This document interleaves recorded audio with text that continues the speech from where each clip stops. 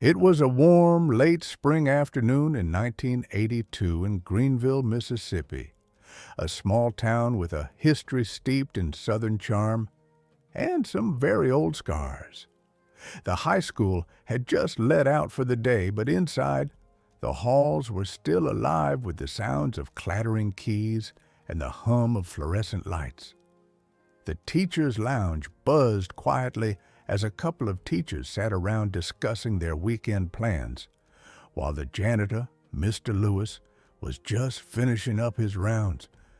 Now, Mr. Lewis wasn't a man who asked for much attention. He'd worked at the middle school for over 20 years, and he was content to stay out of the spotlight. Tall, wiry, and quiet as a mouse, he didn't speak much to the staff. The teachers and administration usually ignored him, just another face in the background, sweeping floors and emptying trash cans. No one really knew much about him beyond the fact that he'd been there forever, and that his presence was dependable, if not entirely remarkable. That afternoon, however, something happened that no one saw coming. I think you're already intrigued by the beginning of this story. And trust me, it only gets more shocking from here. I'm ready to tell you a true-to-life tale that will amaze you, stir your emotions, and maybe even take you back to a time you remember well. This isn't just about a janitor fixing a computer. It's about courage, injustice, and a town forever changed. Would you have stepped into his shoes? Think about it. Share your thoughts in the comments. We'd love to hear them. And don't forget to subscribe, because tomorrow you'll hear something unforgettable. Something you've never heard before. In the corner of the teacher's lounge, a computer sat, its screen blank, its keyboard frozen in time. It wasn't the latest model by any means. In fact, it was one of those bulky old machines from the early 80s, a relic from an era when schools were just beginning to dabble in technology. The computer had been malfunctioning for weeks, and no one in the school could figure out what was wrong with it. The IT guy, who was about as helpful as a rock when it came to anything outside of his narrow expertise, had been called in, but couldn't solve the issue. "Might just need to be replaced," he'd said with a dismissive shrug. The teachers were growing increasingly frustrated. They relied on the computer for grades, lesson plans, and sometimes even for the occasional online research. Without it, things were getting harder. One of the teachers, Mrs. Green, who had been teaching at the school for years and had never really paid attention to Mr. Lewis beyond his janitorial duties, decided to take a chance. She'd heard from a few of the older custodians that Mr. Lewis had once been a technician in the Army. Although she'd never thought to ask about it, she figured it couldn't hurt to ask him now. "Mr. Lewis," she said, her voice cutting through the hum of the lounge, "do you think you could take a look at this computer? It's been acting up, and nobody here seems to know what's wrong with it." Mr. Lewis paused. His mop hovered in midair as he looked over at the malfunctioning machine. He set the mop down slowly, his eyes narrowing with an unusual intensity. "Well, I reckon I can give it a try," he said, his voice quiet but sure. The teachers exchanged glances. This was the first time they'd seen him take any interest in something outside of his usual routine. It was hard to imagine this man, who had been nothing but a background fixture in their lives, having any real expertise in something so technical. But they shrugged it off. What did they have to lose? Mr. Lewis sat down in front of the machine, his rough hands moving delicately over the keys. His brow furrowed for a moment, but then he reached behind the computer, unplugged a few cords, and plugged them back in. There was a click, and then To everyone's shock, the screen blinked to life. Mrs. Green gasped, her hand flying to her mouth. What did you do?" Mr. Lewis didn't look up. Sometimes all it takes is knowing where to look. The teachers stood in stunned silence. For a moment, they thought it was a fluke, that maybe the computer would freeze again. But it didn't. It ran smoothly, like it was brand new. They couldn't believe it, but that was just the beginning. As Mr. Lewis worked on the computer, he began to notice something strange. The files on the hard drive weren't quite what they appeared to be. There were old documents, some that looked like they had been deleted long ago, buried beneath the clutter of lesson plans and student data. As he scrolled through the system, one name caught his eye. It was the name of a former teacher, one who had mysteriously disappeared from the school years ago under very strange circumstances. His curiosity piqued. Mr. Lewis opened the file. What he found inside stunned him. There, in the corrupted file, was a list of names of students and staff members, all linked to a series of unsettling events that had taken place in the school's past. It seemed that someone had been keeping secret records, and as Mr. Lewis continued to dig, he uncovered details of incidents that had been quietly swept under the rug by the school board, things no one had ever talked about: racism, corruption, and a long history of discrimination that had been carefully hidden from the public eye. The deeper he went, the more he uncovered. A dark truth was staring him in the face, one that threatened to unravel everything he thought he knew about the school, its faculty, and its history. As he stumbled upon more names of students who had been targeted by some of the same teachers who had once praised him for his work, Mr. Lewis's hands began to shake. He knew what he had to do, but the consequences of what he was about to reveal would go far beyond just a computer repair. He needed help. He needed to tell someone, but who would believe him? Who would listen to the story of a janitor, an invisible man in the background of a school system so entrenched in secrecy and prejudice? But Mr. Lewis wasn't a man to back down. Not when he knew the truth was out there, buried in the files, just waiting to be exposed. And so he made a choice that would change everything. He decided to take what he'd discovered to the press. The next morning, Greenville's small-town paper, the Greenville Gazette, ran a headline that shocked everyone who read it. "Janitor uncovers hidden secrets of school's dark past." It didn't just stop there. The revelation sparked an investigation. What followed would lead to a public reckoning that exposed decades of racism and corruption. Some of the staff who had been complicit in covering up the truth were forced to resign, and the community was forced to face the harsh reality of what had been happening under their noses for so long. And as for Mr. Lewis, well, he became something of a local hero. The quiet janitor, who had always stayed out of the spotlight, had, in the end, revealed a truth that no one could ignore. But even after everything had come to light, Mr. Lewis remained just as quiet as ever. When asked about what motivated him, he would simply say, "I didn't fix just a computer. I fixed a system." And in that, he had done more for the community than anyone could have imagined. The investigation was swift.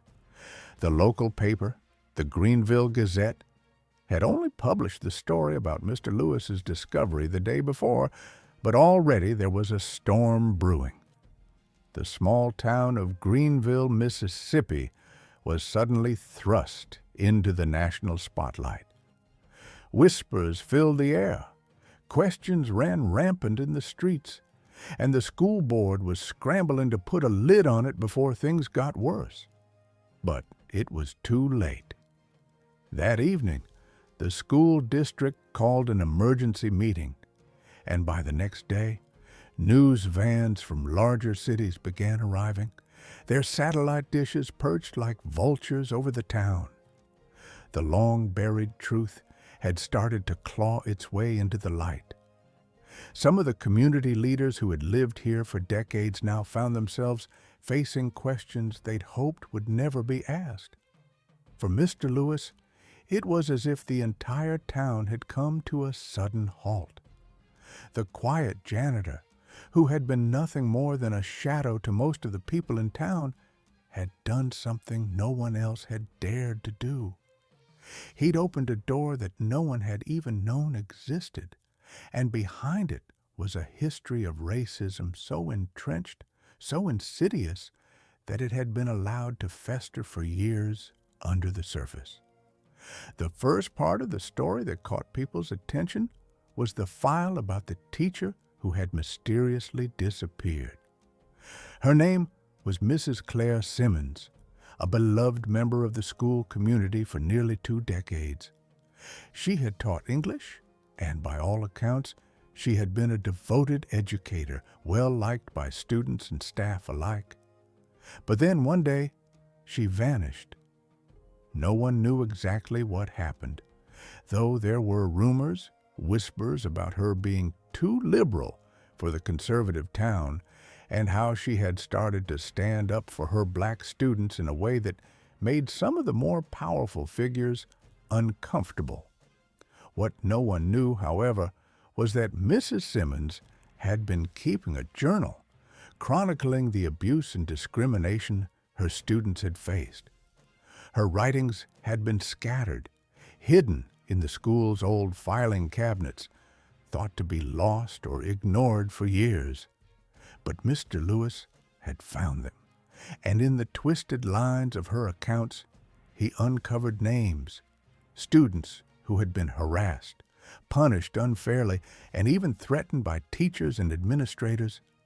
It was all there, plain as day, in the very same records that had been hidden for so long, and there was more, much more.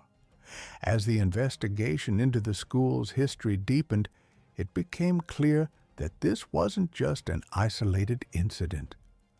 The corruption, racism, and cover-ups ran deeper than anyone had suspected.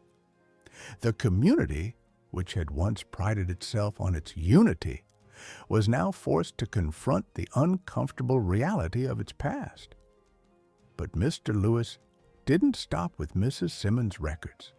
There were other files, too, hidden deep within the computer.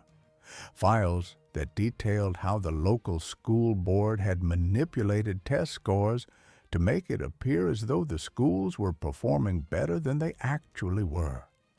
Files that documented secret meetings between administrators and influential local families who had pushed for policies that kept black students segregated from their white peers in subtle but deliberate ways. In one of the final files Mr. Lewis opened, there was a particularly shocking document, a list of names, all of students who had been quietly pushed out of the school system.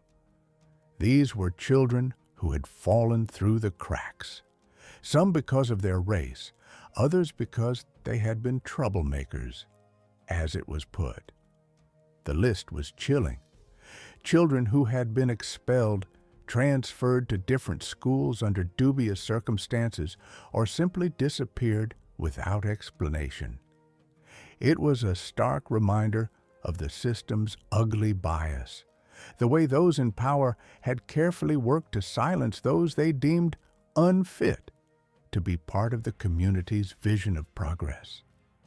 The truth had come spilling out, and it was more than anyone had ever imagined.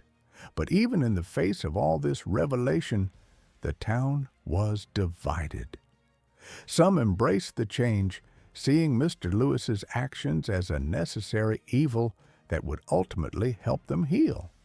But others, especially those with a vested interest in maintaining the status quo, sought to bury the truth once more. They were furious at what Mr. Lewis had done. They couldn't fathom how a janitor, a man who had always been just there in the background, could have caused such an uproar. The whispers started again. Was he really just a janitor?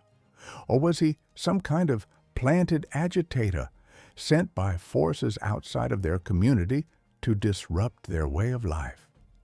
The local police were called to provide extra security at the school, but it wasn't long before the threats started pouring in. Phone calls, anonymous letters, and even a few confrontations in the street. People who had never spoken to Mr. Lewis in all his years working at the school were suddenly accusing him of stirring up trouble where there had been none before. There was a deep, simmering resentment beneath the surface, anger that the town's long-hidden secrets were being exposed. But there was something else, too. There were the voices of those who had suffered for so long, and now they were being heard. "I remember Mrs. Simmons," said a former student now in his 30s, who had gone on to become a teacher himself. He was one of the students who had felt the sting of prejudice firsthand. "She was the only one who cared. She's the reason I made it through school. She didn't care if I was black or poor. She just cared about me being a person. And when she disappeared, I thought it was just normal.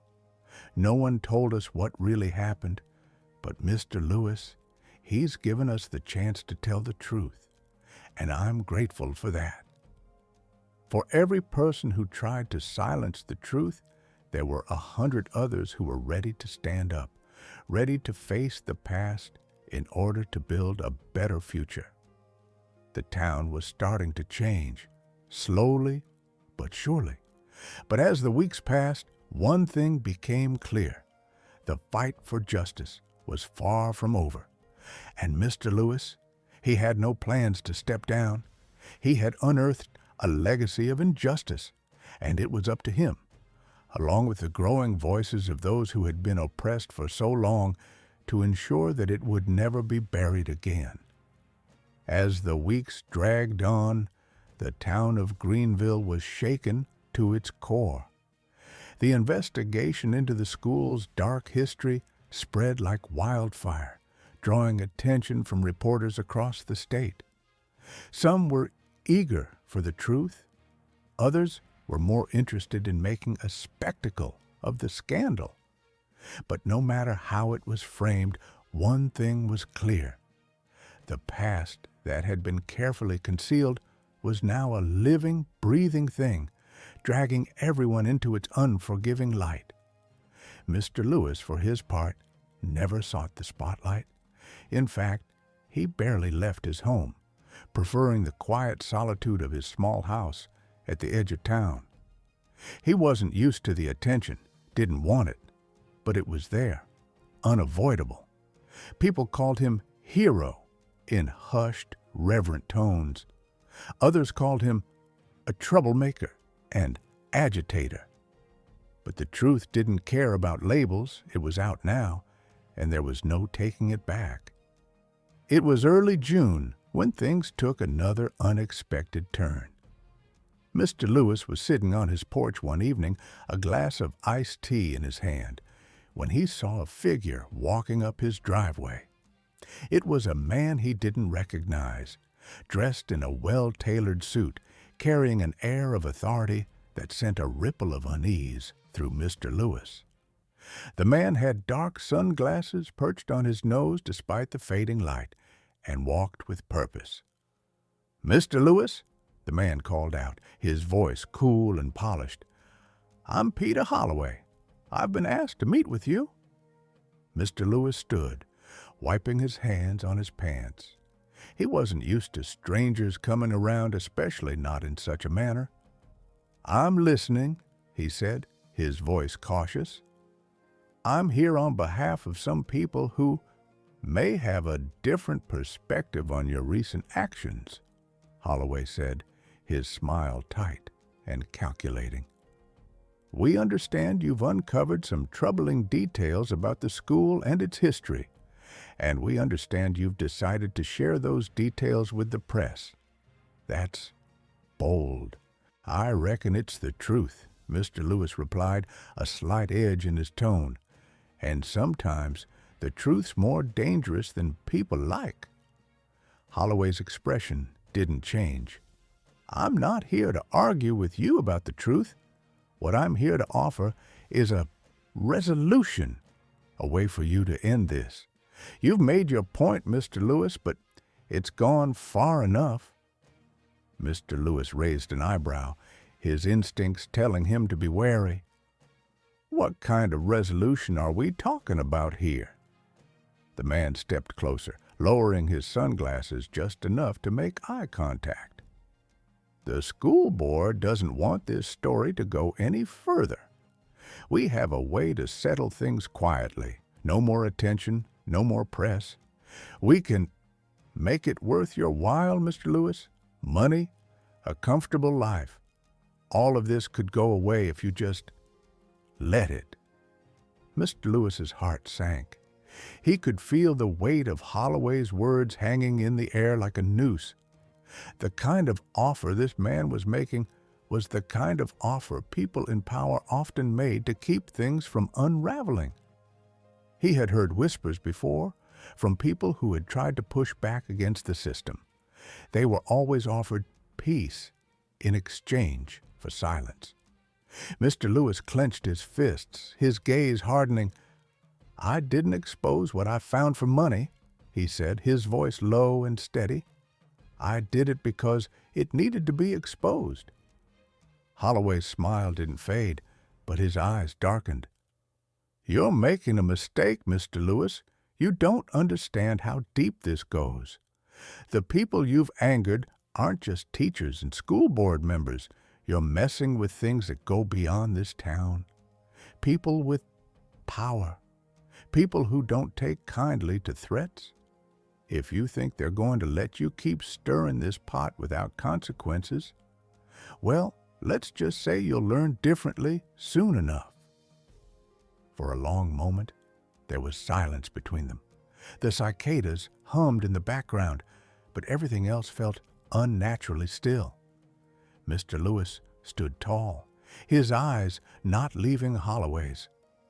"I didn't ask for any of this," he said, finally breaking the silence, "but I'm not backing down." Holloway's smile tightened, and he turned to leave. "You'll regret that, Mr. Lewis.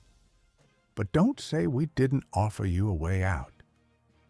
As Holloway disappeared down the driveway, Mr. Lewis stood there, staring after him. He knew, deep in his bones, that this wasn't just about a computer or a school anymore. There were bigger forces at play, forces that had always been there, lurking in the shadows, making sure the truth stayed buried. The next day, the tension in the town reached a boiling point. That morning, Mr. Lewis received an anonymous letter. It was short and simple, but the message it carried was chilling. Stop now, or else. The threat was clear. They didn't just want Mr. Lewis to stop talking. They wanted him to disappear. But instead of backing down, Mr. Lewis did something unexpected. He didn't go to the police. Instead, he reached out to someone else, the one person he knew who might understand the gravity of the situation. Maggie Thorne, a journalist from the Greenville Gazette who had been one of the few people to stand by his side through the entire ordeal. She had been digging into the story alongside him, uncovering the truth hidden in the files. "Maggie," he said over the phone, his voice urgent. "They've found out who I am. They're threatening me. I think it's bigger than we thought. You need to be ready. They're going to come after us all." Maggie's voice on the other end was steady, but her worry was clear. "We can't let them silence us, Mr. Lewis. We've come too far. We're not backing down. The people deserve to know the truth." But as the conversation ended, a feeling of dread settled over Mr. Lewis. He had no illusions anymore about the kind of battle he was up against. This wasn't just about the past. This was about power, about forces that didn't want anyone challenging their authority, especially not a quiet janitor from a small southern town. And as he sat there staring at the letter, Mr. Lewis knew that what was coming next would be even more dangerous than anything he had imagined. But he also knew one thing for sure: there was no turning back. The next few days felt like something straight out of a nightmare. Mr. Lewis couldn't shake the feeling that he was being watched. The hairs on the back of his neck stood on end every time he stepped outside his house, as if some invisible presence was lurking in the shadows, waiting for him to slip up. The letter had unsettled him, yes, but what worried him even more was the knowledge that the people threatening him were not the kind of people who simply let things go. These were people who controlled things, the kind of people who could make problems vanish without anyone ever knowing they existed. Maggie, the journalist from the Greenville Gazette, had been his ally from the start. She had always pushed for the truth, even when others wanted to ignore it. But after the threats began, she was more than just a reporter. She became a lifeline. She had a plan. She would publish the story no matter what. But something in the air had shifted. On the third day after the letter arrived, Maggie called him again. Her voice was different, shaken like something was off.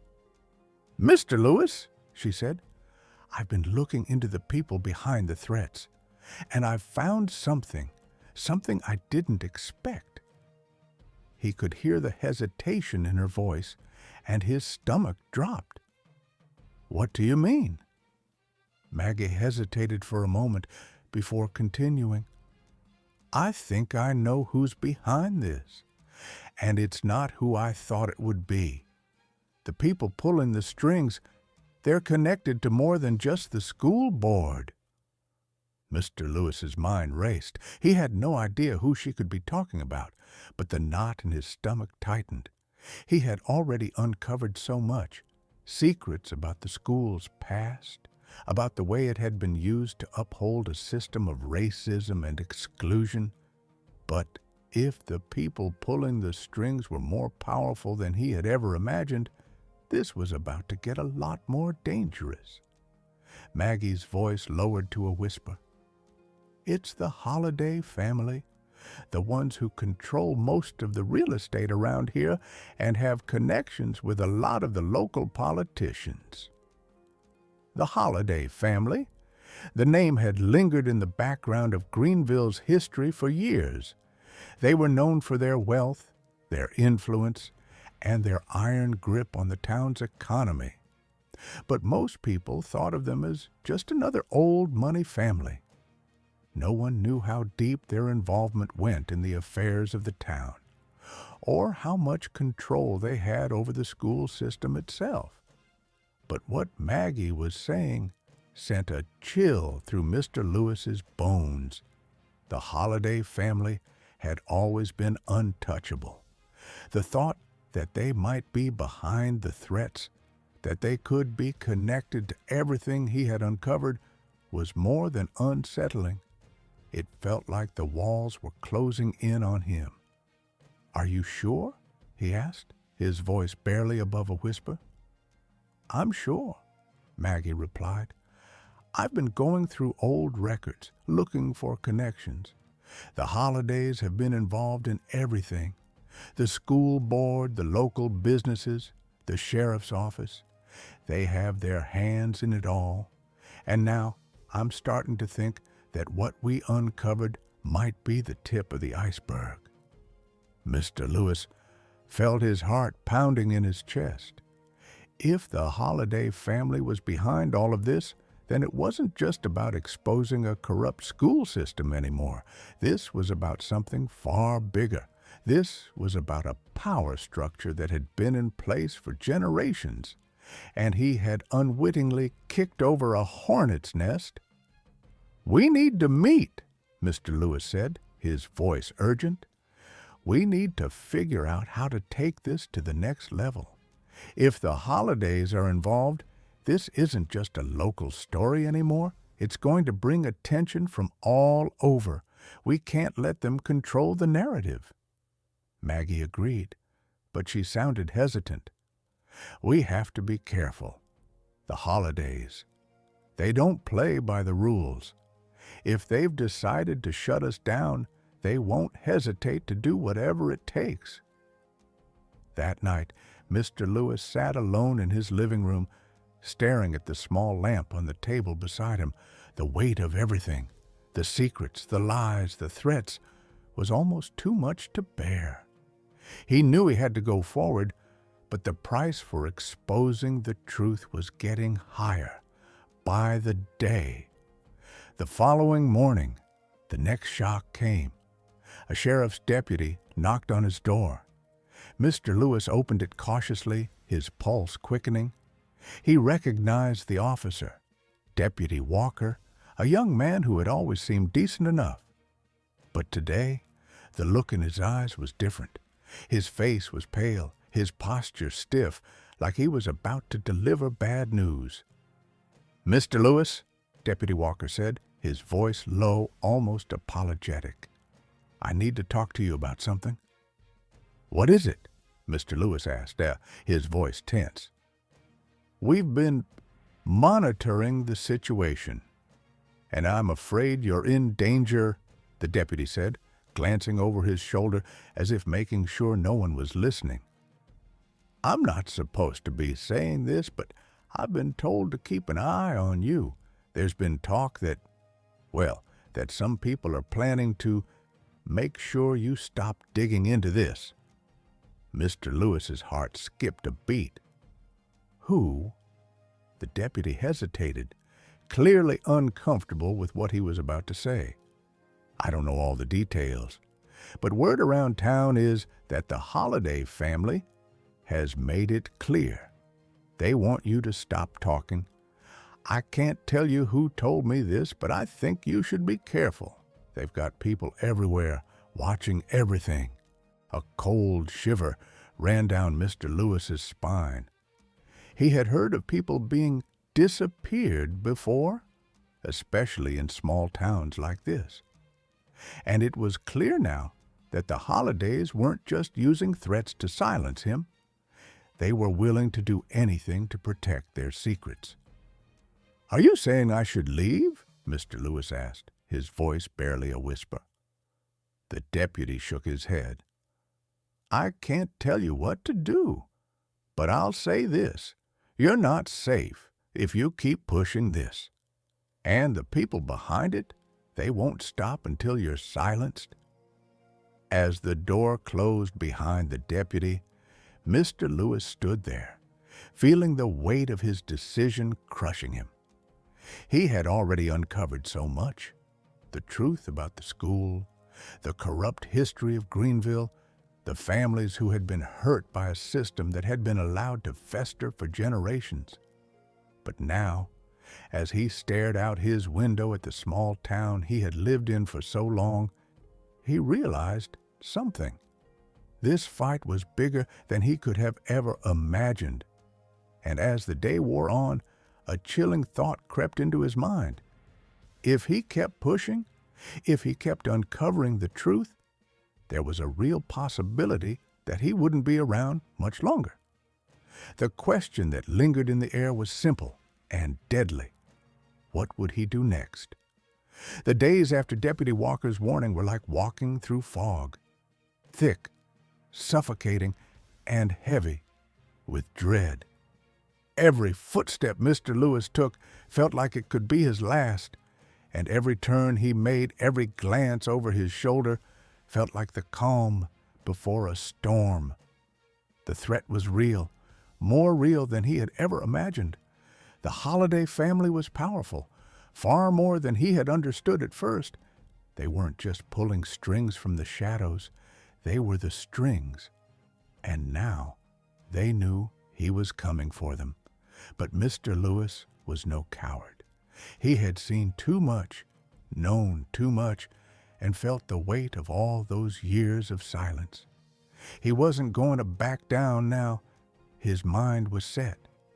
The plan Maggie had laid out was risky, dangerous even, but it was their best shot. They were going to take everything they had uncovered and send it out into the world, to the public, to the press, and beyond.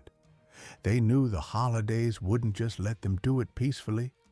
They knew that whoever had been threatened in the past, whoever had tried to expose this before, hadn't made it out unscathed.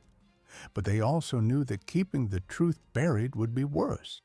They needed to move fast. Maggie had arranged for a small, trusted group of independent journalists to meet at a rundown motel on the edge of town.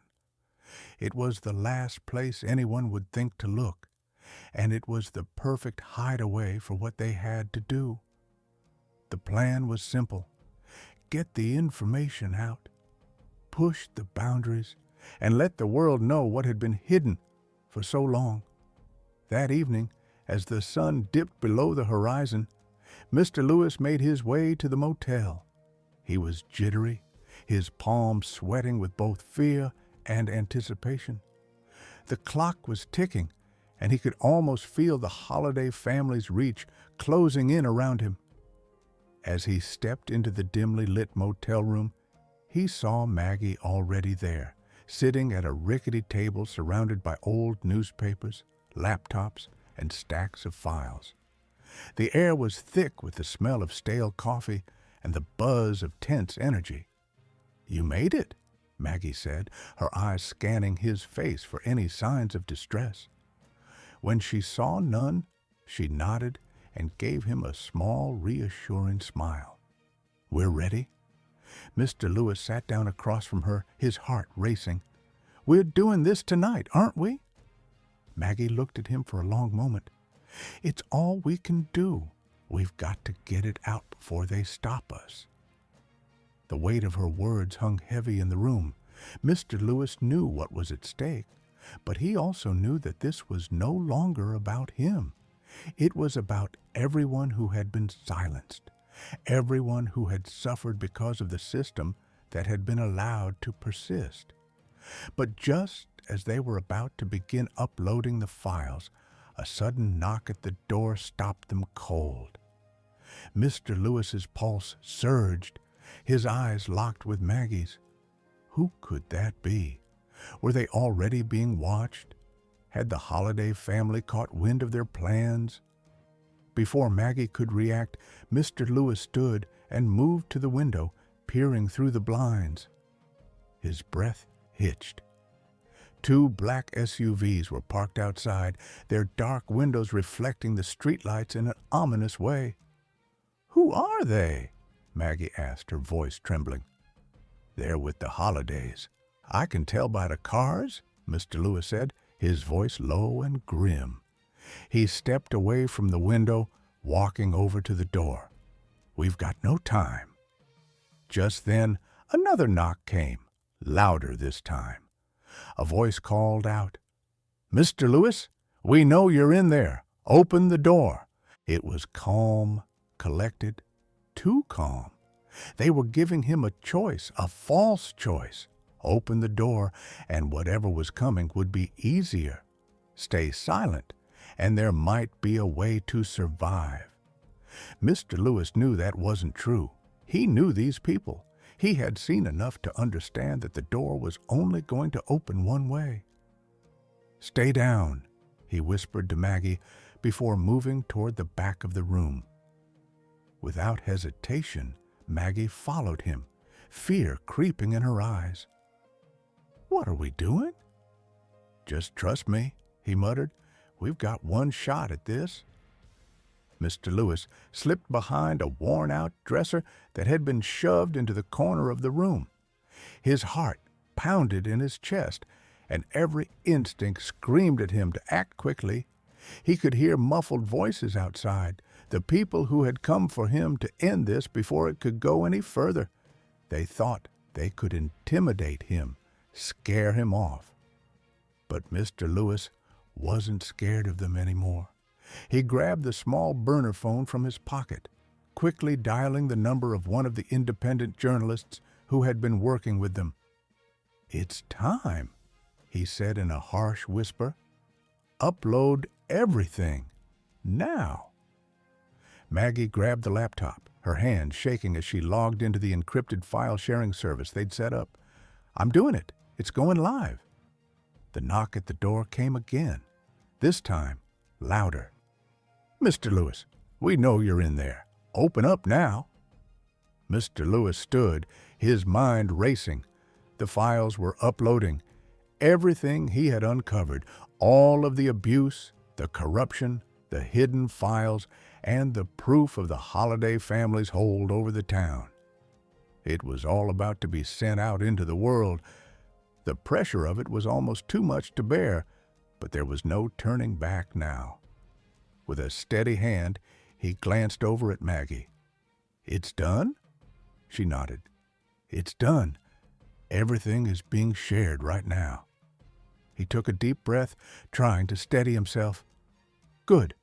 Now, let's go." But just as they were about to make their exit, the door burst open with a force that rattled the flimsy walls. 4 men in suits stormed into the room, their eyes scanning for any sign of resistance. Their leader, tall, broad-shouldered, and wearing an unshakable expression of authority, took a step forward. "We gave you a chance, Mr. Lewis," the man said, his voice cold. "You should have known better than to try to expose things that aren't meant to be exposed. You've made a terrible mistake." But Mr. Lewis stood tall, his back straight, his resolve harder than ever. He was ready. He had done what needed to be done.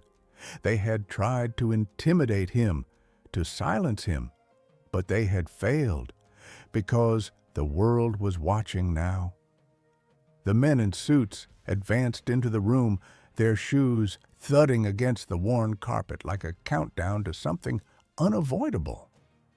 The leader, the one who had spoken, was the first to reach Mr. Lewis. His eyes locked on the janitor, cold and calculating, like he was a problem that needed to be erased. "You don't know what you've done," the man said, his voice dripping with disdain. "The Holidays, they don't tolerate this kind of disruption." Mr. Lewis didn't flinch. His heart was racing, but his resolve was stronger than ever. He had come this far. There was no turning back now. They had no idea what he had already set into motion. "You've got it all wrong," Mr. Lewis said calmly, though his voice trembled ever so slightly. "The Holidays never counted on the truth getting out. They thought they could silence people like me, people who don't matter to them. But the truth? It doesn't go away. Not anymore." The man in the suit didn't seem to like that response. His lips curled into a smirk as he glanced over at the other men. "Maybe not. But we can make you disappear, Mr. Lewis. You think the people in this town will care when you're gone? They won't. They'll forget. They always do." Maggie stepped forward, trying to stand tall beside Mr. Lewis, her hands trembling, but her voice steady. "It's already too late for that. The world knows now.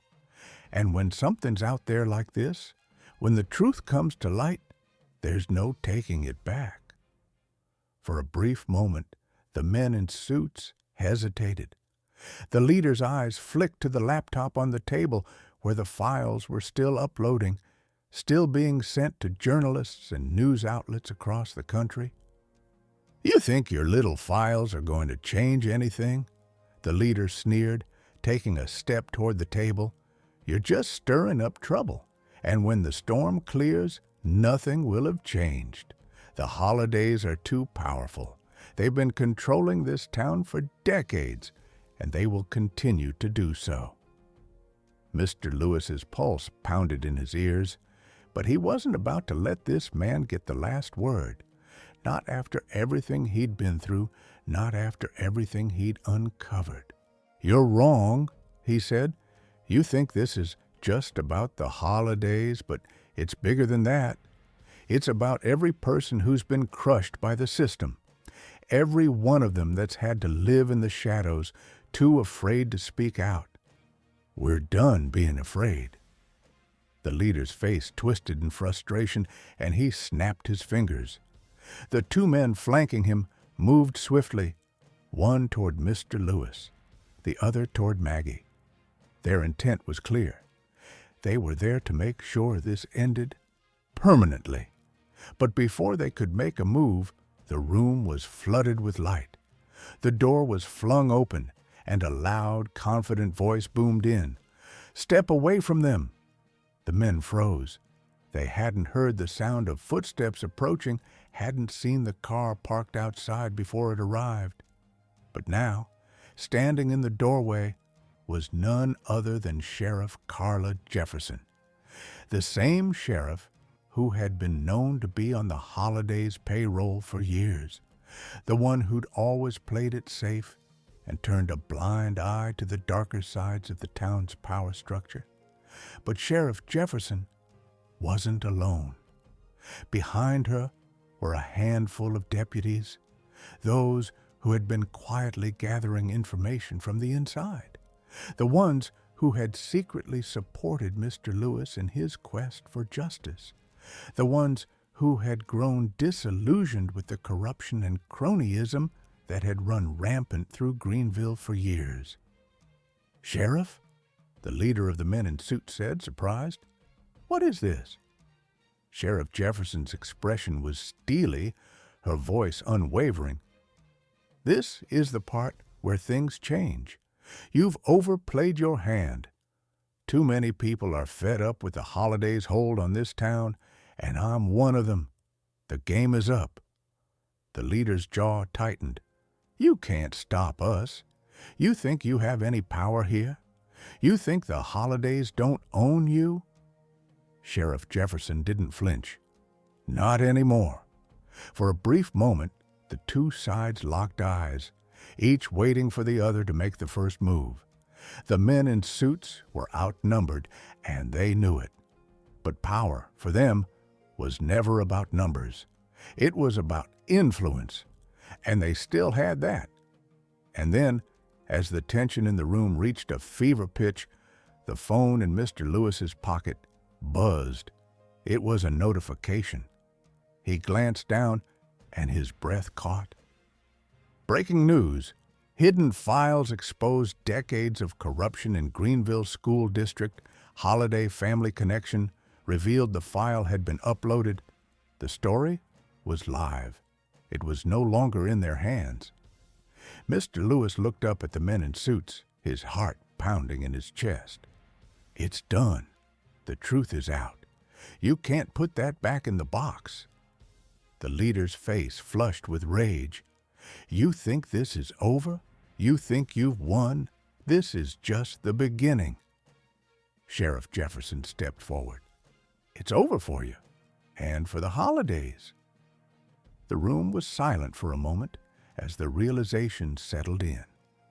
The Holiday family, the power they held over this town, the corruption they had fostered for decades, it was all out in the open now. The files were public, the story was spreading, and soon there would be no place left for the holidays to hide. The leader of the men in suits glared one last time at Mr. Lewis and Maggie before motioning to the other men to retreat. "This isn't over. We'll see you all again." But as they filed out of the room, Mr. Lewis couldn't help but feel a sense of victory. They had come at him with everything they had: intimidation, threats, power. But the truth was stronger. As the door closed behind them, Sheriff Jefferson turned to Mr. Lewis, a small smile tugging at the corners of her lips. "You did it. You finally got it out." Mr. Lewis nodded, his voice thick with emotion. "It wasn't just me. It was all of us. All the people who've had enough." Maggie stepped forward, her eyes gleaming with relief. "The story's going to change everything. We've already had calls from major outlets. This is just the start." As the three of them stood there in the quiet aftermath, the weight of the moment settled in. The town was about to change. Greenville would never be the same again. The Holiday family would be exposed, their control broken, and the lives they had ruined would be vindicated. But Mr. Lewis knew this wasn't the end. It was just the beginning. The truth had a way of spreading, of gathering momentum, and now the town would have to face it. The walls they had built around their lies had come down, and the world would be watching. The quiet hum of the motel room was broken only by the distant wail of a siren as the men in suits disappeared into the night. The door clicked shut behind them, and the room was left in stunned silence. Mr. Lewis felt a strange mix of relief and dread settle in his chest. The battle was far from over, but the tide had turned. The truth was out there now, and the Holiday family's reign was on shaky ground. Sheriff Jefferson, her deputies still standing behind her, looked at Mr. Lewis with something close to respect in her eyes. "You're not done yet, but this is the beginning of the end for them." Mr. Lewis let out a breath he hadn't realized he was holding. I can't believe it's actually happening. I thought they'd shut us down before we even got started." Maggie, who had been hovering near the laptop, turned to face them. "They almost did. But now we've got the story in the world's hands. It's in the press, it's online, it's spreading like wildfire. The Holidays can't control everything anymore." "Not without consequences," Sheriff Jefferson added, her voice hard. "I've been waiting for this moment. We all have." The room grew tense again as the reality set in. For all the victory in the air, the war was far from over. The Holidays had power, real power, and they wouldn't take this line down. Mr. Lewis could almost hear their next move in the silence that followed. He could feel the storm brewing on the horizon. "What happens now?" Mr. Lewis asked, his voice quiet but determined. Sheriff Jefferson glanced at the deputies behind her and nodded. One of the younger deputies, a woman with dark circles under her eyes, stepped forward. "The thing is, the Holidays are more than just a powerful family. They're embedded in the fabric of this town.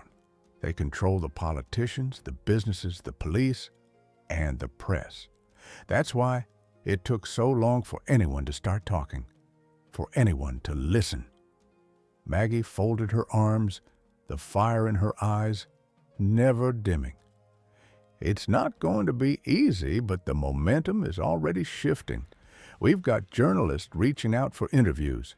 Once the story spreads nationwide, people won't be able to ignore it." Mr. Lewis's mind was racing.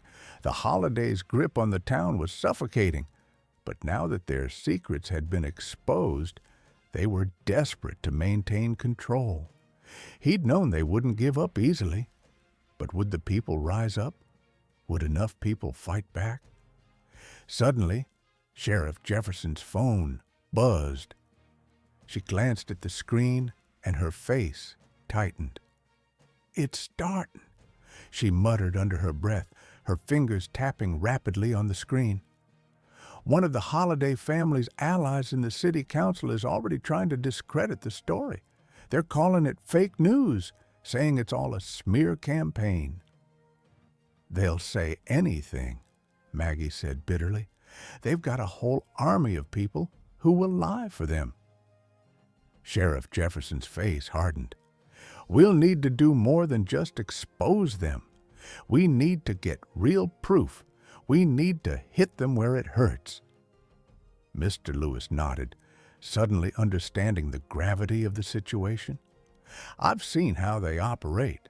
They can cover up anything that doesn't fit their narrative. But the people, the ones who've been crushed under their system, they have the power now. We just need to make sure they're ready to speak up." Sheriff Jefferson gave a grim smile. "Exactly. The truth is the strongest weapon we have, but it's not enough to expose the lies.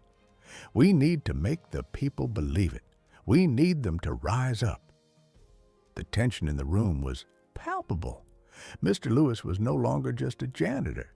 He was at the center of a storm that would change everything. If he could bring the truth to light, if he could help rally the town against the corruption that had held them all captive for so long, maybe, just maybe, the Holliday family would fall. But there was still a long road ahead, and it wouldn't be easy. The next few days were a blur of frantic calls, late-night meetings, and whispered conversations. Maggie worked tirelessly to keep the story alive in the press, while Sheriff Jefferson and her deputies went underground, gathering evidence from the people who had been silenced for years.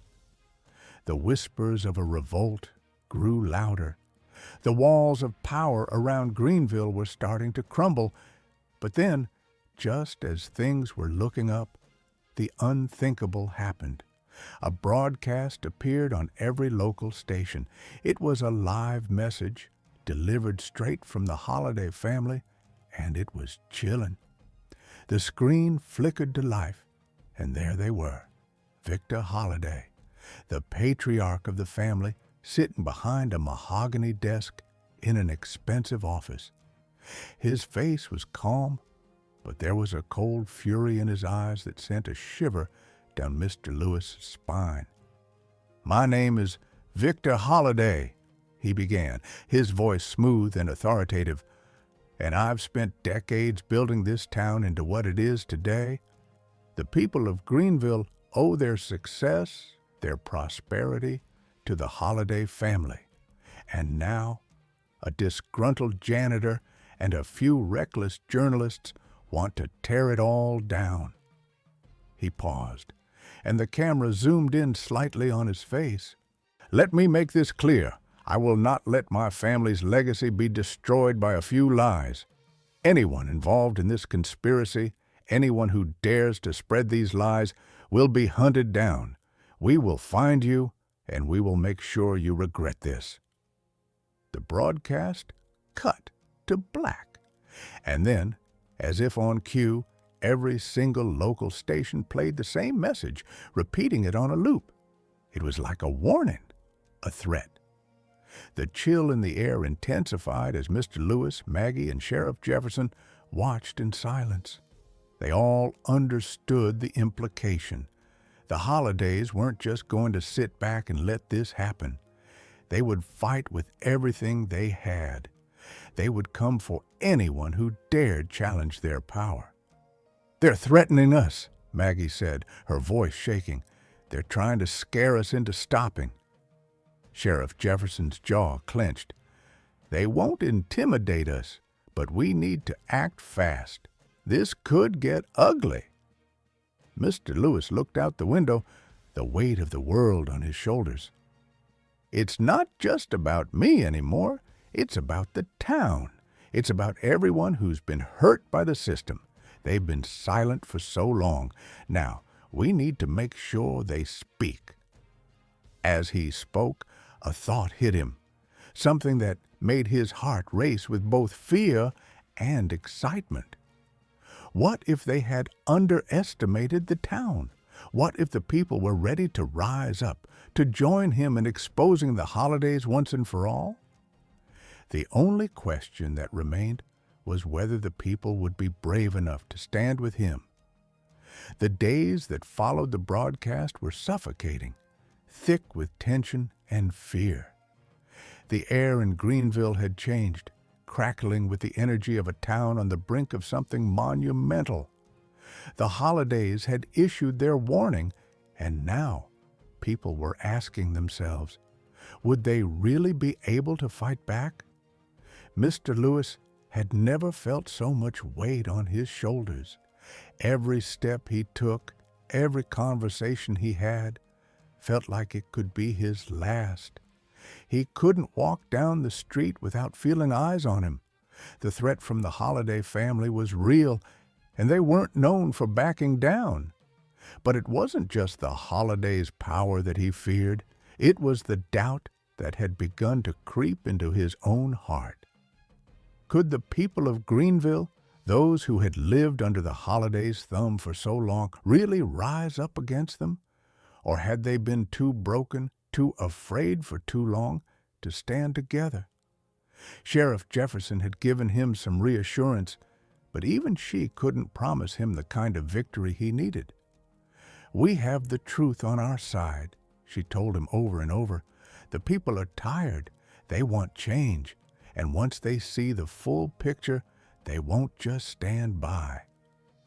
But every night, as Mr. Lewis lay in his small apartment, he couldn't escape the thought, what if they don't care? What if nothing changes? Then on a cool Thursday morning, just as the first light of dawn touched the tops of the buildings in Greenville, something unexpected happened. The phone rang. It was Maggie. "Mr. Lewis, you need to see this," she said, her voice urgent, almost frantic.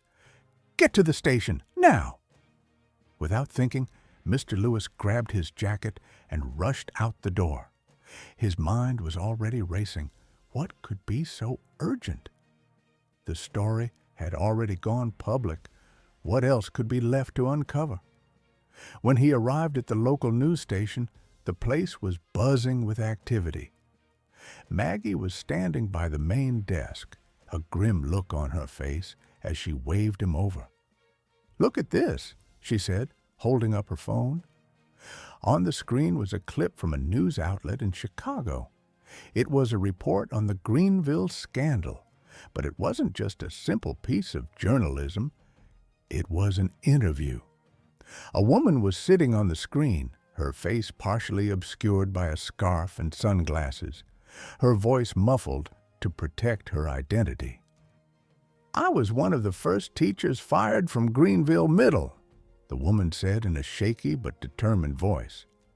"I saw what happened to those kids. I saw how the Holiday family used their power to bury the truth. They're not just corrupt, they're dangerous. I'm here to tell you that they've been doing this for decades, and I'm ready to show you the proof." Mr. Lewis's heart raced. He could hardly believe it. Maggie's face was a mixture of disbelief and hope. "That's her. That's Linda Thompson. She was a teacher who tried to expose the Holidays years ago. They fired her, ruined her career, and made sure she couldn't speak out." "Where is she now?" Mr. Lewis asked, his voice tight with anticipation.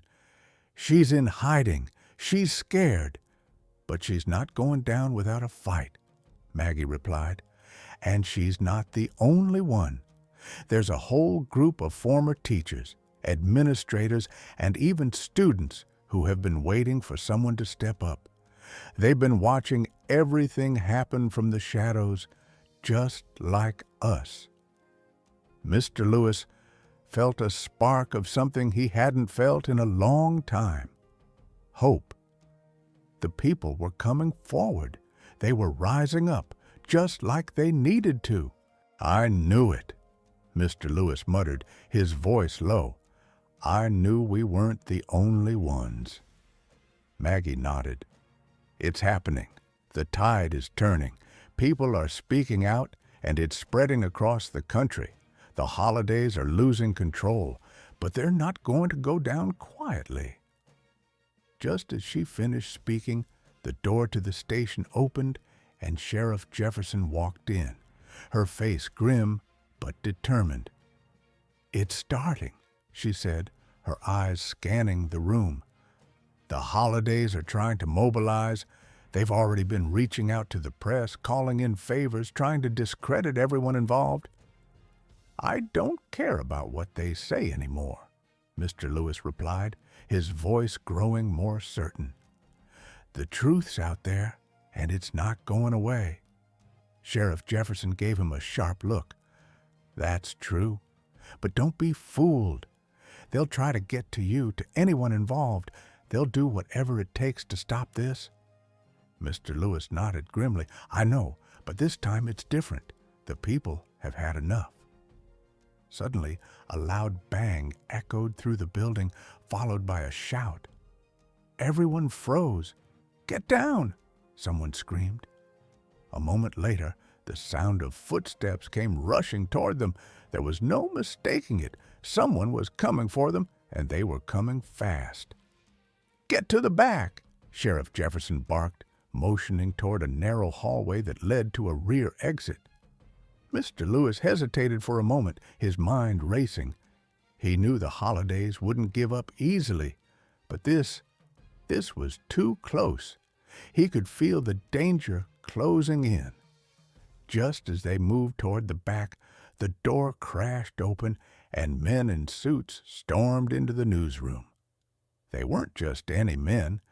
These were the Holiday family's enforcers, the same ones who had come for him in the motel room. Step aside, one of them growled, his voice thick with menace. This is your last warning, Mr. Lewis. Stop digging. Stop trying to expose us. The tension in the room was palpable. Mr. Lewis's pulse was pounding in his ears, but he stood his ground. No, he said, his voice firm. I'm not going to stop. Not now, not ever. The enforcer's eyes narrowed. Then you're making a big mistake. Before anyone could react, the door slammed shut behind them, and the world outside went dark. The lights flickered, and for a moment it seemed as though everything had come to a standstill. Then, without warning, an explosion of sound erupted from the front of the building, screams, shouting, and the unmistakable sound of sirens. The holidays weren't just threatening them anymore, they were making their move. The sirens blared louder, echoing through the narrow halls of the newsroom. Outside, chaos erupted as the enforcers pushed forward, clearing out anyone they could reach. But what they didn't know, what they hadn't counted on, was the silent resistance that had been growing in the shadows. Mr. Lewis, Maggie, and Sheriff Jefferson ducked into the back hallway, the sound of boots pounding the floor behind them. Their breaths were ragged, but determination kept them moving. The only thing that mattered now was survival and the truth. They had barely reached the back door when the unmistakable voice of the Holiday enforcer called out, "You can't run. You think this is over? We own this town. We own everything in it." Sheriff Jefferson turned to Mr. Lewis, her face set in stone. They can't intimidate us anymore. This isn't just about us anymore. This is about everyone who's been oppressed, who's been silenced. Mr. Lewis nodded, the weight of the moment pressing heavily on him. He was no longer just a janitor trying to fix a computer. He was the one carrying the truth that could tear down the very foundation of the Holiday family's power. "We've got to get out of here," Maggie said urgently, her eyes darting around. "We need to get the rest of the files out. The people need to see it all, every piece of evidence, every lie they've told." Just as they reached the rear exit, the door slammed open with a force that made the walls tremble. The enforcers burst into the hallway, blocking their escape. "You think you can just expose us and walk away?" one of them sneered. He was tall, built like a linebacker, his face twisted with fury. "You're nothing but a pawn, Lewis. You think you're a hero? You're nothing." But Mr. Lewis stood tall, his hands trembling not from fear, but from the weight of what he was about to say. You don't get it. This isn't about me. This is about everyone who suffered because of your lies. This is about the truth that's been buried for so long, and I'll be damned if I let you take it back down. The enforcer's face turned red with rage. Shut up! You're too damn stupid to understand how this works. I'm not stupid, Mr. Lewis said, his voice rising, his heart pounding in his chest. I've lived this. I've seen it for years. The way you and your family have treated people like me, people like us. He gestured to Sheriff Jefferson, to Maggie, to the people hiding in the back rooms, all of whom had suffered under the Holiday regime. His words hung in the air, thick with the weight of truth, but they also carried something else, something deeper. For too long, Mr. Lewis had watched his people suffer, watched them lose their voices, their dignity, and their very humanity under the heel of the Holidays. He had seen black families in Greenville lose their homes to predatory practices, seen black children thrown out of school for speaking up, seen the rich, powerful family get away with crimes while the people who looked like him were thrown in jail or worse, silenced forever. And now, standing here in the hall, Mr. Lewis knew what had to be done. You don't get to tell us what we are anymore, he said, his voice steady but filled with righteous fury. You don't get to erase our stories, our pain. You don't get to use racism and lies to control this town. Not anymore, not ever again. The enforcer moved forward, shoving Mr. Lewis against the wall with such force that the impact left him gasping for air. But as he did, Sheriff Jefferson stepped in, her hand on her holster. "Back off," she said coldly, her voice low and dangerous. The tension in the air was suffocating. For a moment, it seemed as though they were going to be overpowered, swallowed up by the Holiday's power. But then, something remarkable happened. A figure appeared in the hallway behind the enforcers, an unexpected ally. It was Linda Thompson, the teacher who had first tried to expose the Holidays years ago. She had gone into hiding, but now she was here, standing strong, her face resolute. "I'm not running anymore," Linda said, her voice carrying through the chaos. "None of us are." She wasn't alone. Behind her, a group of former teachers, administrators, and local activists emerged from the shadows, their faces grim but filled with defiance. The people who had been silenced for years, those who had been too afraid to speak out, were now standing with them, together. The enforcers looked at one another, confusion rippling through their ranks. They had never seen the townspeople rise up like this before. "You're going to regret this," one of the men said, his voice trembling with barely controlled rage. But Linda didn't flinch. "You're going to regret thinking we were too weak to fight back. You underestimated us. And now you'll see what happens when people get fed up." The group of former teachers and activists stepped forward, each one holding evidence, documents, photos, recordings, testimony, all of it connected to the Holiday's reign of terror, the corruption, the racism, the cover-ups, the lies. It was all laid bare. Mr. Lewis, feeling an overwhelming sense of purpose, turned to Sheriff Jefferson. "We can't let them shut us down. This is it. We're taking the fight to them all the way." Sheriff Jefferson nodded, her eyes locked on the enforcers. "We've got the law on our side now, and more importantly, we've got the truth." With a swift motion, the group of activists, teachers, and former students pressed forward, surrounding the enforcers. It wasn't a violent confrontation, no. It was something far more powerful. It was a reclaiming of their dignity, a reclaiming of their town. Linda raised a fist, and the crowd followed suit. We are done with being afraid. We are done with being controlled. It's time for us to take back what's ours. The enforcers backed off, unsure of what to do. The power of the Holiday family no longer felt as invincible as it once had. And then it happened. A broadcast flashed across every TV screen in Greenville, a live message. It was Victor Holiday again, but this time his face wasn't calm. It was furious, a mask of rage and desperation. "You think you won?" he spat. "You think this is the end of me? I'll tear this town apart before I let any of you destroy my family's legacy. You will all regret this. You'll all pay for what you've done." But even as he spoke, the footage began to flicker and distort. The live feed started cutting out, replaced by a new message, one that no one expected. It was Linda. It was Maggie. It was Mr. Lewis.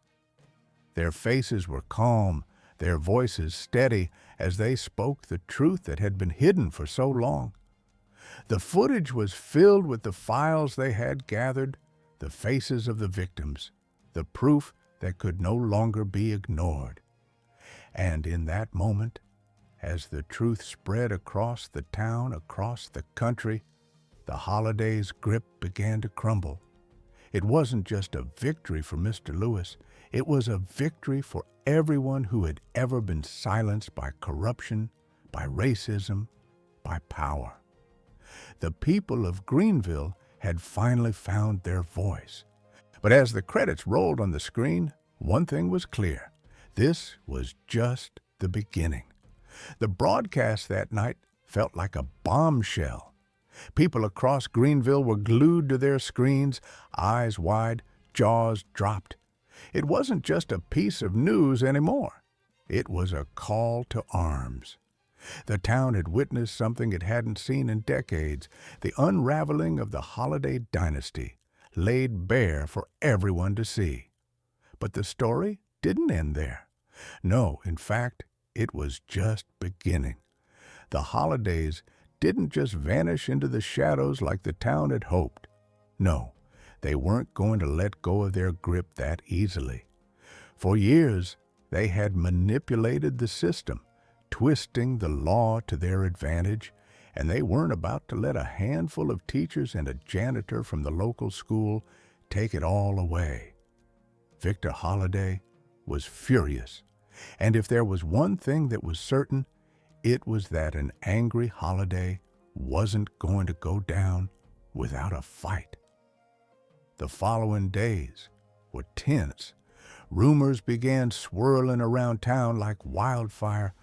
The Holidays were already using their influence to discredit the evidence, threatening anyone who dared speak up. Old friends turned into strangers, and some former allies of Mr. Lewis's group started backing away. The town's fear was palpable. The past, full of quiet compliance, was now emerging like an old wound that had never fully healed. Mr. Lewis couldn't ignore the creeping feeling of dread. His phone rang constantly with threats, anonymous calls warning him to stop or face consequences. Sheriff Jefferson and Maggie were there, supporting him, but even they felt the weight of the situation grow heavier with each passing day. "You think we've won?" Victor Holiday's voice crackled through a new broadcast one evening. "But we're just getting started. You're making a mistake. This town belongs to us. You want to take it back? You'll pay for it." The sound of his voice was cold, unrelenting, and it was like a slap in the face. It reminded everyone who was still listening who had been in control for all those years. But what the Holidays didn't realize, what they had underestimated, was the resilience of people who had been silenced for far too long. Mr. Lewis had spent his life watching the town suffer under the holiday's thumb, watching black families lose their homes, their dignity, and their rights. He had seen how the law was manipulated to protect the powerful while crushing the weak. But now he wasn't going to just stand by. It wasn't just about exposing the truth anymore. It was about survival, and it was about justice. One evening, as the sun set over the quiet streets of Greenville, a meeting was called. People from all walks of life, from the poorest neighborhoods to the more affluent areas, gathered in a small community hall. The air was thick with nervous anticipation. Mr. Lewis stood before the crowd, his hands shaking not from fear, but from a feeling he hadn't had in years: hope. He cleared his throat, his voice cutting through the silence. We've spent too many years afraid. We've been pushed around, told to stay in our place. But we have a voice now. We have the truth. And the truth, no matter how much they try to bury it, will come to light. The room was silent for a long moment. The people in the crowd had heard these words before. They'd heard them when they were children, from parents and teachers who had hoped, dreamed that one day they would get a fair shot in a world that had never given them one. But this wasn't just talk anymore.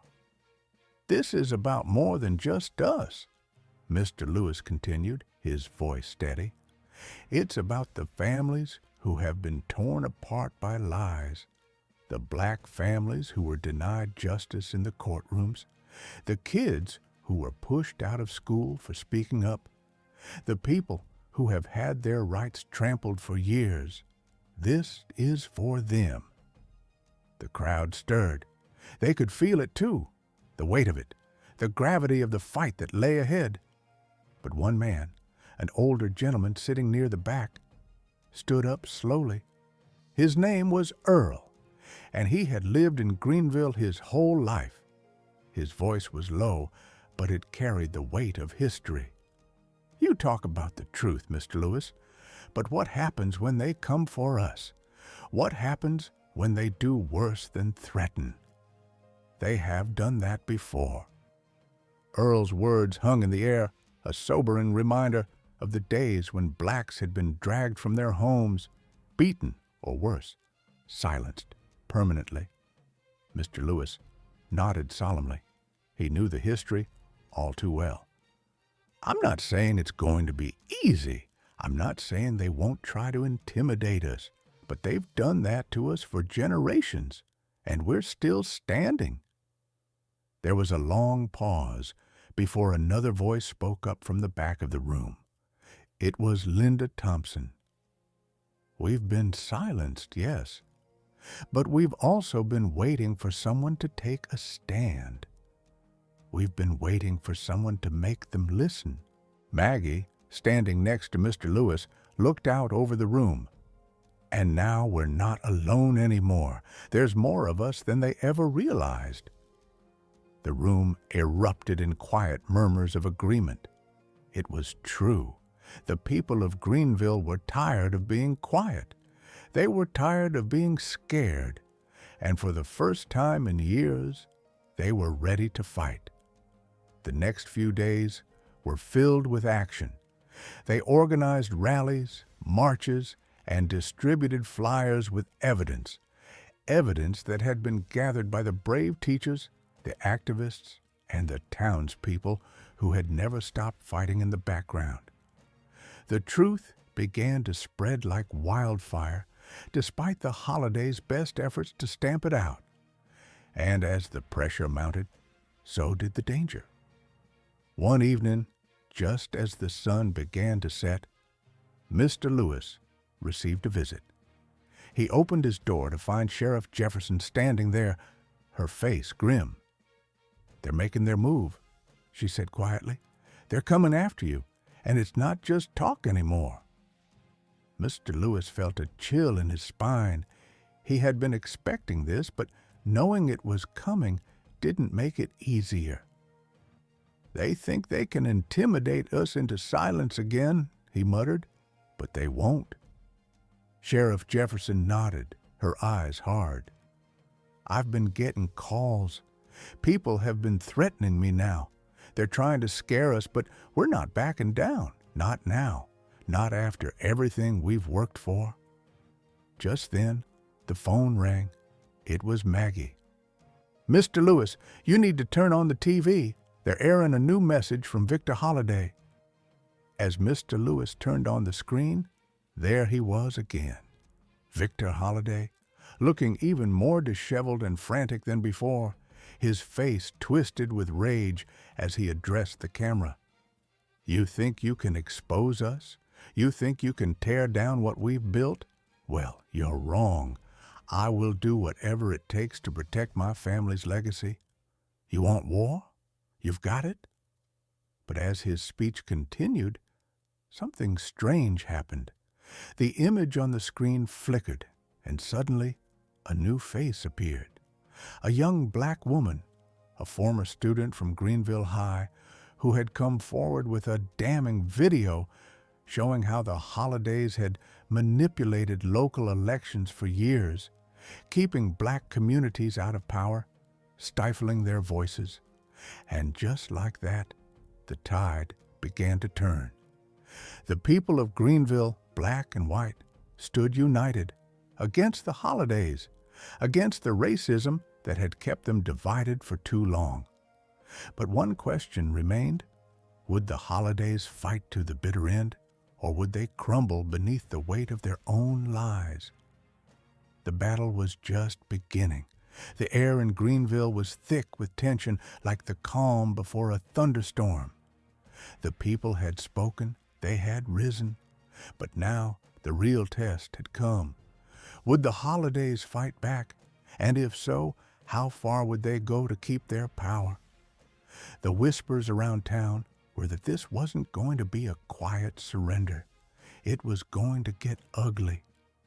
That night, as Mr. Lewis sat in his modest home, staring at the piles of evidence that had been gathered over the years, he couldn't help but wonder how things had come to this point. He had spent most of his life trying to stay invisible, just another janitor in the background of a school. But now, he was at the center of a fight that could change everything for Greenville, for everyone who had suffered under the shadow of the Holliday family's control. It wasn't just the families who had been cheated out of homes or livelihoods. It wasn't just the children who had been pushed out of school for being too outspoken. It was every person in that town who had felt the sting of injustice, the weight of being told they didn't belong, that their voices didn't matter. For decades, the Holliday family had ruled Greenville like kings, bending the law to their will, using race as a weapon to divide and conquer. And now, Mr. Lewis knew the time had come for the people of Greenville to take back what had been stolen from them. But as the town braced for what was to come, the Hollidays were far from defeated. The next morning, the town was shaken awake by a loud knock at Mr. Lewis's door. Sheriff Jefferson stood there, her face pale. "Mr. Lewis, we have a problem," she said, barely able to keep the tremor out of her voice. "What is it?" he asked, rising from his chair and quickly walking toward her. They've gone too far," she said, her voice barely a whisper. "Victor Holliday's hired goons. They're not just threatening people anymore. They're taking action. I've just gotten word that they're targeting the key witnesses. They're going after your people, and they're doing it with force. They've got their own private militia, and they're moving in." Mr. Lewis's heart sank. The sense of urgency in Sheriff Jefferson's voice was unmistakable. "They're trying to scare us into backing down," she said, her eyes narrowed in anger. "But we can't let them. We can't let them turn this into another massacre." Mr. Lewis turned, looking out the window at the peaceful morning. He could see the whispers of the storm on the horizon, the wind, the clouds, the gathering dark. It was clear now. This wasn't just about exposing the truth anymore. This was a fight for survival, a fight for their town, their dignity, their future. They want to break us, he said, more to himself than to her. They always have. We can't let them do that, Sheriff Jefferson replied, her voice firm now. We've come too far. The people are with us. We have to take the fight to them. The town was alive with a newfound energy. People gathered in the streets, in small shops, in quiet corners of their homes. They had always feared the holidays, but now there was something else, something stronger. Fear was being replaced by rage, by a deep, burning need for justice. And then a turning point came. It was a day like any other when the first major confrontation occurred. A group of Holliday's private militia stormed the local church where the witnesses had gathered. Activists, former students, teachers, and families who had all come forward with evidence. They had been meeting there, preparing for the next phase of their plans. The sound of glass shattering, the roar of engines, and the pounding of boots on the ground echoed down the street. Mr. Lewis, who had been organizing the group from a small office, rushed to the church when he heard the commotion. By the time he arrived, the church doors were kicked open. Inside, the air was thick with fear. People scrambled for cover, but the militia was relentless. They were armed with everything they could muster. Guns, tasers, even the kind of brute force that you only see when a system is so entrenched in power that it's willing to do whatever it takes to keep its grip. Mr. Lewis was nearly knocked over by a rush of people fleeing the church. As he stepped inside, his eyes met those of Linda Thompson. She was standing in the middle of the church, her fists clenched. "They're not going to stop us," she said, her voice calm but filled with resolve. "We have the truth on our side. They can't take that from us." But as the militia stormed in, one of the men, a hulking figure, spotted Linda. He advanced on her, his eyes narrowing with contempt. "You should have stayed out of this, woman," he growled. "You think you're going to change things? You're just a pawn. All of you are." Linda stood her ground, her back straight. "Number? We're not pawns. We're people. People you've tried to erase for far too long, and we're not going anywhere." The enforcer took a step forward, his hand tightening on the gun at his side. But before he could react, a voice boomed from the back of the room. "Stop!" It was Mr. Lewis. He walked into the center of the church, his body shaking, but his voice strong. "You think you can come in here and intimidate us?" he shouted. "You think you can keep using violence to control us? Well, let me tell you something. The truth is already out, and no matter how hard you try to silence us, the truth will never go away, not now, not ever." The militia man sneered, his hand still hovering near his gun, but something in Mr. Lewis's voice, something in the air, changed. The other members of the militia began looking at each other uncertainly, as if for the first time they weren't sure whether they were on the right side of history. "You really think you can stand up to the Holidays?" the man spat, his eyes burning with hatred. "I've spent my whole life watching you and your family break this town down," Mr. Lewis said, his voice growing louder, his anger simmering. "I've watched the pain, the lies, the racism that's kept people like me, like us, in the dark for so long, but the truth is stronger than any gun you can point at us." A murmur ran through the crowd of people hiding in the back. They were tired of hiding, tired of being afraid. The militiaman's hand fell away from his gun. A long silence filled the room, and then the impossible happened. One by one, the other enforcers lowered their weapons. Some of them turned, walking slowly toward the door. They had no words, but the shift in the air was undeniable. They had been carrying out orders, but the weight of the truth had made them pause. For the first time, they weren't sure if they were on the right side of history anymore. As the last of the militia members left, the townspeople gathered together. The air felt different now, lighter, freer. The first battle had been won, but the war was far from over. "This," Mr. Lewis said, his voice steady but filled with emotion, "is only the beginning."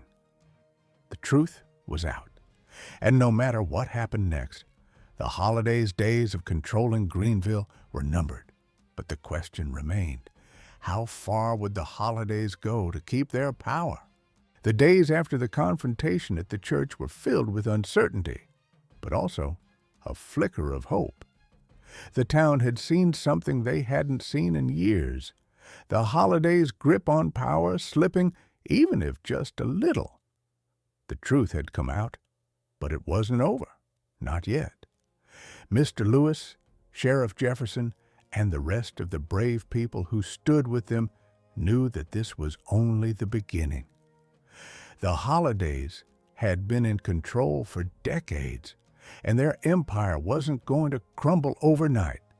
They'd lost their militia, but they still had power, money, influence, and a network of loyal supporters who would do anything to protect the family's reputation.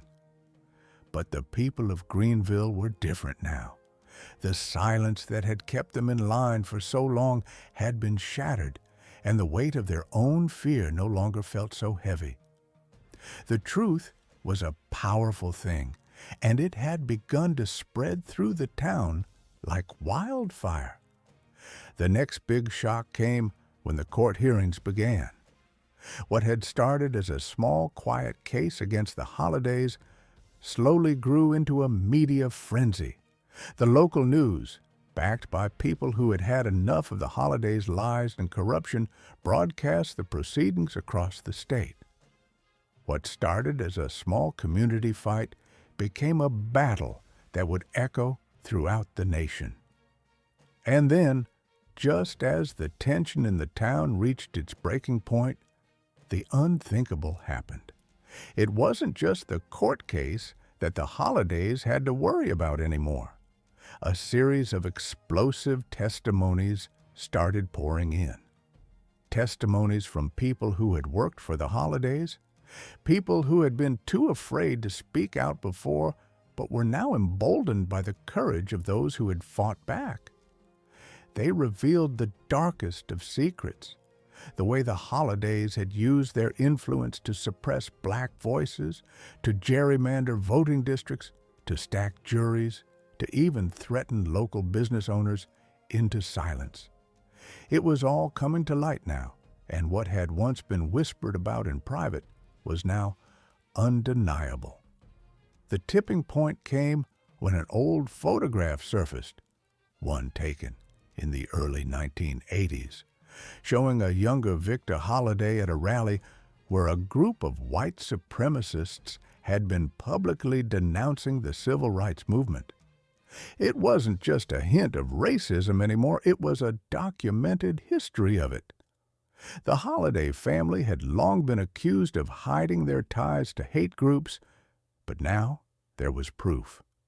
The image, along with a series of damning documents, finally forced even the most stubborn of their supporters to turn their backs. The weight of the town's collective anger began to hit hard. Those who had once turned a blind eye to the holidays' racist practices could no longer pretend they didn't know. The town of Greenville was changing, and it was no longer going to sit quietly under the shadow of a powerful family that had treated people like Mr. Lewis, like Sheriff Jefferson and so many others, like they were invisible. The final blow came when the state attorney general announced a full investigation into the Holliday family's criminal activities. The lawsuit was no longer just about the town school, about who would be allowed to run for office or who could get a fair trial. It was about the soul of Greenville itself. Could this town ever recover from the years of systemic racism and corruption that had poisoned it? Would they ever be able to rebuild their community after everything they had uncovered? For the first time in decades, the people of Greenville had a chance at real change, at justice. And it all started with the courage of one man, one janitor, who had fixed a broken computer and uncovered far more than just a malfunctioning machine. The day the court ruled in favor of the people of Greenville was the day everything changed. The Hollidays lost their wealth, their power, and their grip on the town. But that victory, though sweet, was bittersweet because the scars left by years of racism and exploitation would take much longer to heal. Mr. Lewis stood at the front of the courthouse, a humble man who had never sought fame, but whose courage had sparked a revolution in a small town. He turned to the crowd gathered outside, his heart swelling with pride. "This isn't the end. This is just the beginning. We've won a battle, but we still have a lot of work to do. We have to rebuild together." The crowd erupted in cheers, but there was something else in the air, something that could not be measured by applause. It was the promise of a new day, the promise that no one, no family, no matter how powerful, would ever be able to erase their voices again. Well, here's another one of the most fascinating and shocking stories that has come to light on our channel. Can you believe the way it all unfolded? Who would have thought that a simple task, a janitor fixing a broken computer, would lead to the unraveling of one of the most powerful families in town? The fight for justice is never easy, but it's always worth it. What do you think of this turn of events? Could you have ever predicted how it all played out? Share your thoughts and experiences in the comments below. We'd love to hear your take on this unbelievable story. And be sure to stay tuned for more jaw-dropping stories coming your way. We've got plenty more shocking truths to uncover, and we're just getting started. Until next time.